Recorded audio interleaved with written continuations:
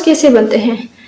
ज़मीन के ऊपर जो वाटर बॉडीज़ हैं उनके ऊपर जब सूरज की किरणें पड़ती हैं तो वो वाटर सूरज की लाइट को एब्जॉर्ब करके एवापोरेट हो जाता है, वेपर्स बना देता है, और ये वेपर्स ऊपर को उठते रहते हैं फिजा के अंदर। अब ज़मीन के ऊपर जो एटमॉस्फेयर की पहली लेयर है उसको ट्रोपोस्फियर कहा जाता है। ट्रोपोस्फियर के अंदर मुख्तलिफ गैसेज होती हैं, ऑक्सीजन, नाइट्रोजन, कार्बन डाइऑक्साइड वगैरह। और ट्रोपोस्फियर में मौजूद गैसेज के ऊपर ग्रेविटी का असर ज़्यादा होता है, तो इसका मतलब है कि गैसेज ज़मीन के करीब करीब ज़्यादा कंसनट्रेटेड होंगे, और जैसे ज़मीन के ऊपर जाते जाएंगे तो गैसेज की मिकदार कम होती जाएगी। तो ये गैसेस क्या करती हैं? सूरज से आने वाली रेडिएशंस को एब्जॉर्ब करती हैं। ज़मीन के करीब चूंकि ज़्यादा गैसेस हैं तो ये ज़्यादा एनर्जी को एब्जॉर्ब करेंगी, तो ज़मीन के करीब ज़्यादा गर्मी होगी।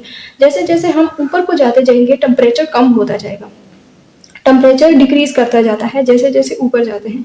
ट्रोपोस्फियर की जब सबसे ऊपर वाली लेयर है उसको कहा जाता है ट्रोपोपास।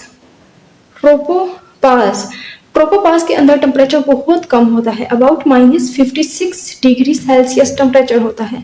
तो ये वेपर्स पानी के जब ऊपर को उठते हैं, वाटर के वेपर्स को, अगर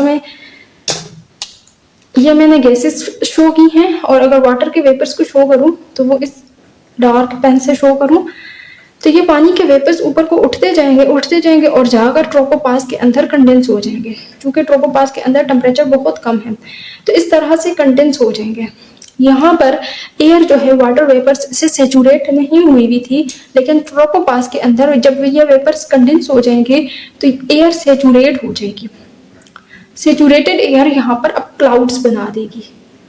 वाटर के ड्रॉप्स का इधर ट्रोपोपास में कंडेंस होने से क्लाउड्स बन जाते हैं। क्लाउड्स के अंदर चूंकि एयर सेचुरेट हुई है और ये वाटर के ड्रॉपलेट्स एक दूसरे के करीब करीब हैं, तो ये एक दूसरे के साथ मिलकर एग्रीगेट बनाकर इनके बीच में फोर्स ऑफ अट्रैक्शन डेवलप हो जाएंगे, तो ये वाटर का या आइस का ड्रॉपलेट बना देंगे, और वो ड्रॉपलेट के ऊपर फिर ग्रेविटी का असर ज्यादा होगा, तो इस तरह से ड्रॉपलेट की फॉर्म में फिर बारिश होने शुरू हो जाएगी। तो ये था mechanism for the formation of clouds.